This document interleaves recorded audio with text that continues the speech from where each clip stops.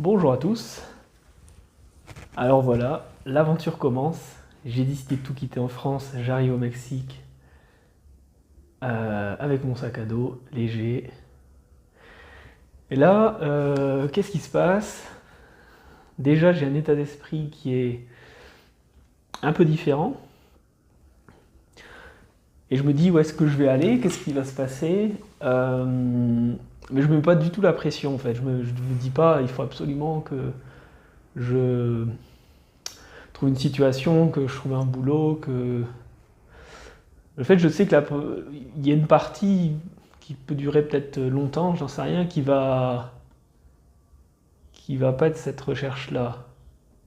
Quoique, au fond de moi, dès que je fais des activités un peu touristiques, je me dis, ouais, mais là, t'es plus là comme un touriste, tu vas peut-être pas pouvoir faire ça tout le temps. Il y a un moment, tu vas te lasser, il va même falloir que tu trouves des occupations, des choses à faire. Voilà. Donc, ce qui se passe, c'est que les 2 premières semaines, première, deuxième semaine, je fais un peu le touriste, donc je revisite en gros des endroits que j'ai déjà visités, du Yucatan, la péninsule du Yucatan, des endroits un peu touristiques. Je retourne dans des hostels, bon voilà, je fais un peu le même circuit touristique. Et il y a une petite ville que j'avais bien aimée, un peu dans la montagne, où je retourne. Je retourne en attendant ma copine de l'époque, qui a donc, pendant ces 2 mois où je suis retourné en France, a aussi pris la décision de quitter son pays et de venir me rejoindre pour vivre une aventure. Et donc là, je décide de me sédentariser un peu plus. Au début, je vais dans un hostel pendant quelques, je sais plus exactement, peut-être 10 jours. Et après, je loue une chambre dans une maison en coloc. Et d'ailleurs, ça n'a pas été une période, cette période a été euh, un peu compliquée. En fait, j'ai réalisé qu'être dans une maison enfermée, avec peu de gens autour, enfin, c'était une coloc, mais les gens bossaient, donc ils étaient un peu sur leur truc. Enfin, il n'y avait pas la même vibe que j'avais connue quand je voyageais, où là, les hostels, c'est souvent des voyageurs qui sont en quête de découverte et d'évasion. Euh, Ouais, donc j'ai eu un peu des moments de presque de déprime en fait, où ouais, j'arrivais pas trop à m'ouvrir aux autres. Je sais pas, il y avait toutes ces questions aussi de est-ce que j'ai pas fait une bêtise, j'ai tout quitté, ça y est. Mais au fond de moi, je savais, enfin, je sais dans tous les cas qu'il n'y a pas d'échec. Ça veut dire que il y a toujours moyen de rebondir. Tout est un flux continu, la vie. Enfin, là, je séquence comme si c'était des chapitres d'un livre. Enfin, c'est vu comme ça, si on analyse un peu avec un peu de hauteur. Comme ça, moi aussi je le vois, mais en fait, en réalité, tout est un flot continu. On se met comme ça des chapitres, comme les barrières entre les pays. On dit on change de pays, on change d'aventure, on change de truc. Mais en fait, voilà, c'est la vie qui continue et qui nous met face à ce qu'on doit voir aussi, peut-être. Ah oui, dans cette magnifique coloc, j'ai le Covid. Donc, petit moment d'un peu de stress, un peu, parce que je me dis, je suis au Mexique, si jamais pas de chloroquine, comment je vais faire? Ouais, petit moment de... Je me suis dit là, comment il va faire? Et puis j'ai connaissé quelques amis que je m'étais fait qui m'avaient ramené des médecines naturelles, des plantes, des choses qui m'avaient aidé. Donc voilà, puis tout s'est bien passé. Donc il y a eu ces moments un peu de déprime, un peu de qu'est-ce que je fais là et puis bon, c'est tous commencé. Quand on se ferme un peu, on va sur son ordi ou son téléphone et puis on regarde des vidéos et puis on tombe dans un. On mange des choses qui sont de moins en moins saines. Enfin, j'étais un peu tombé dans ce truc-là. Pour dire, je m'étais mis à boire du coca, à manger des chips, quoi. Voilà. Donc c'est ok, c'est pas grave, je l'accepte. Je le vois avec. Ça m'a permis aussi d'observer ce qui n'était pas vraiment fait pour moi comme style de vie. Donc être enfermé dans une chambre sans trop de vie à côté, c'est pas forcément ce qui me convient. À côté de ces moments-là, un peu vaseux, j'ai aussi fait des super découvertes de moi-même,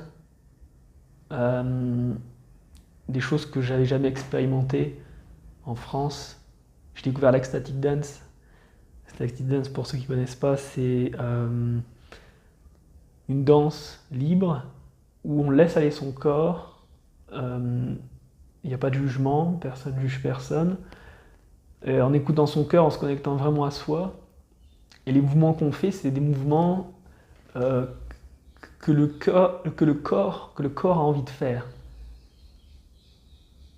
Et en France, les seules danses que je connaissais, et pourtant je fréquentais pas trop ces endroits-là, mais c'était en boîte ou et encore j'y allais pour faire comme tout le monde.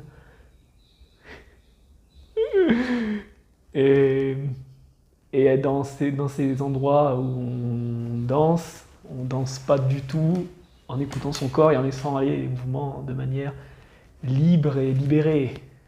Et là, je découvre l'ecstatic dance. En plus, c'était guidé, donc partie par partie du corps. Enfin, et ensuite le corps, et ensuite tout le corps bouge en fonction de comment le corps a envie de bouger, en fonction de la musique. Je me retrouve à faire l'animal par terre, des mouvements bizarres. Mais quelle libération! C'était juste waouh! J'ai trouvé une médecine. C'était vraiment une médecine, c'est comme une thérapie, quoi. Si on le fait dans ce but-là, quoi. Si on ne le fait pas dans un but de je veux me montrer. Il y en a aussi qui abordent ce type de ecstatic dance un peu dans cet esprit-là.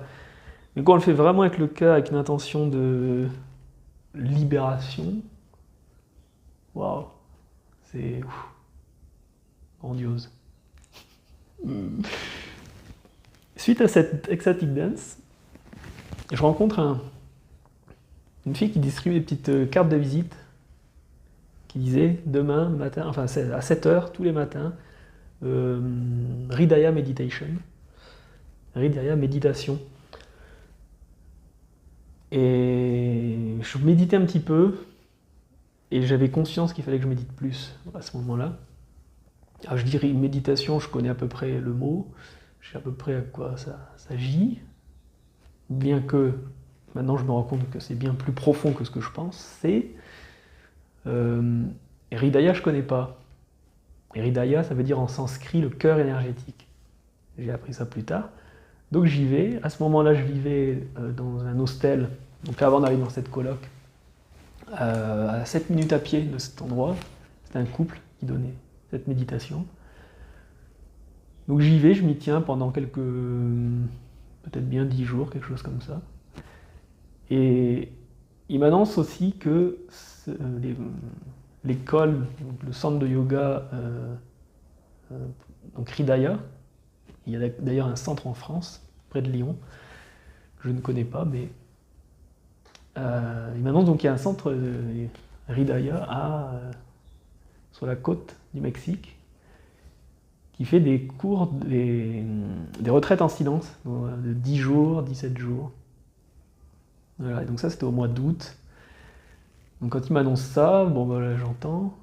Et pour moi c'est quelque chose de très lointain. c'est quelque chose de... Voilà, je me dis, peut-être un jour, mais on n'en est pas du tout là, quoi. On n'en est pas du tout là. J'ai du mal à méditer 20 minutes déjà.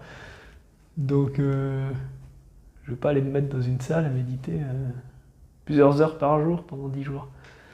Hors de question. Encore plus, il faut payer. Payer pour être en silence, l'histoire. Plusieurs mois plus tard, entre deux, il y a un voyage au Guatemala, où pareil, je découvre des choses d'expression. Je me mets à faire des dessins intuitifs, des mandalas.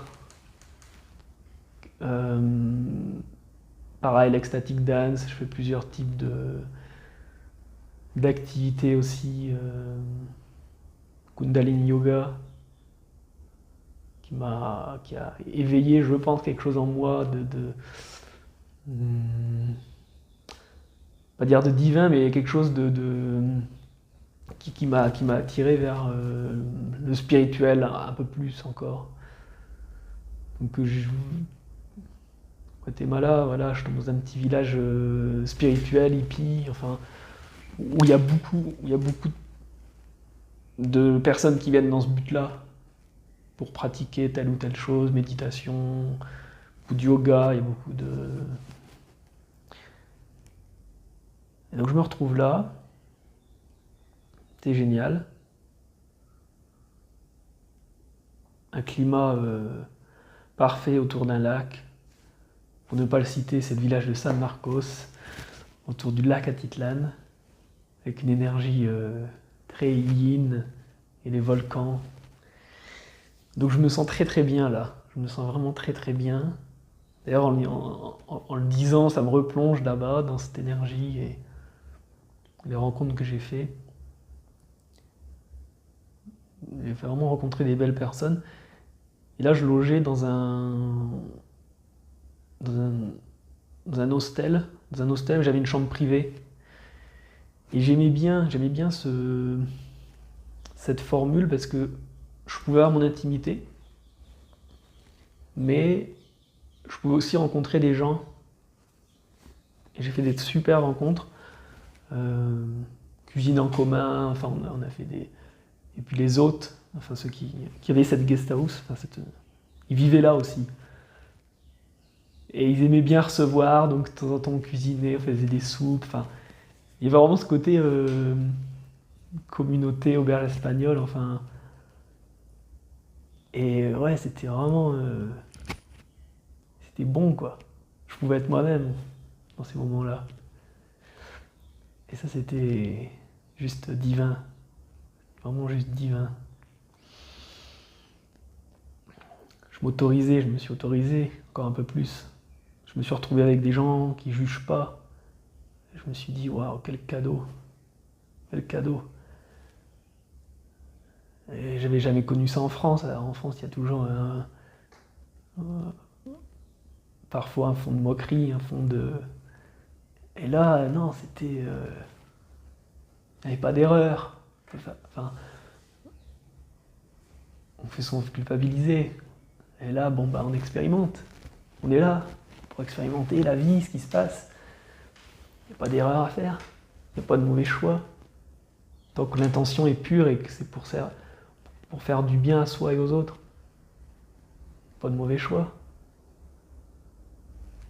Donc je me retrouve dans cet environnement. Vu comme ça fait...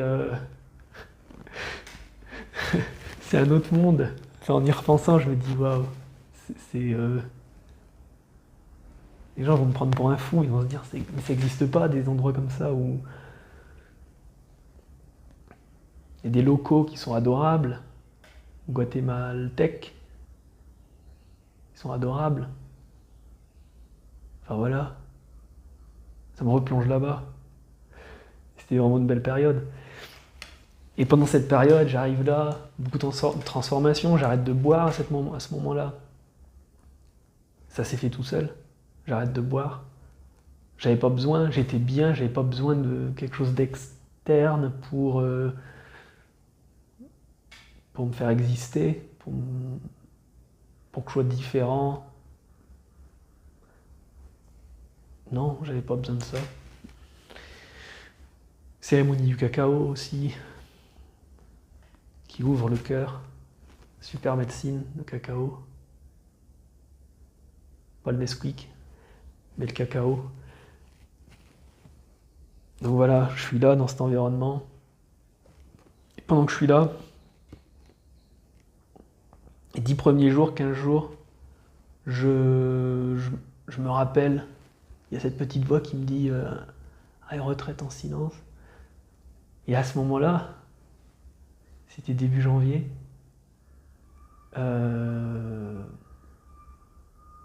j'ai l'appel qu'il faut que j'y aille, quoi. Que je réserve une retraite en silence au Mexique. Donc voilà, j'ai refait le chemin inverse. Voilà. Il y a une partie que j'ai oubliée aussi, c'est que entre-temps, ma copine, donc mon ex, est arrivée. On se dit on va être ensemble, on va pouvoir construire quelque chose, vivre quelque chose. Donc c'est une aventure qui a duré 1 mois et demi. Et ça m'a montré beaucoup de choses. Ça m'a montré qu'en fait j'avais jamais vécu 24 heures sur 24 avec quelqu'un, encore plus dans parfois des petites chambres, à se demander qu'est-ce qu'on va faire de notre vie. Maintenant on est là, on a quitté tous les deux notre vie, et puis au moment j'ai étouffé en fait. Enfin, il me fallait plus d'espace et de liberté. Et je suis quand même bien reconnaissant parce que avec du recul, on s'est donné en fait tous les deux la force de s'autoriser à vivre cette vie de changement. Voilà, pour elle comme pour moi, on s'est donné la. Peut-être que seul je l'aurais pas fait, je sais pas. Pourtant j'ai rien demandé à personne. Je lui ai juste dit, elle a pris ensuite sa décision. Mais je pense qu'il y a quelque chose comme ça qui nous a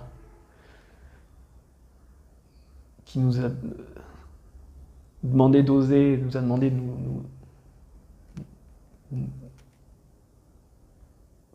nous surpasser, comme s'il y avait. Ouais, je parle souvent. Je remercie souvent mes anges et mes guides de me montrer le chemin, et comme si mes guides m'avaient dit allez, faut y aller, faut passer le cap, faut changer, faut. Voilà. Et donc.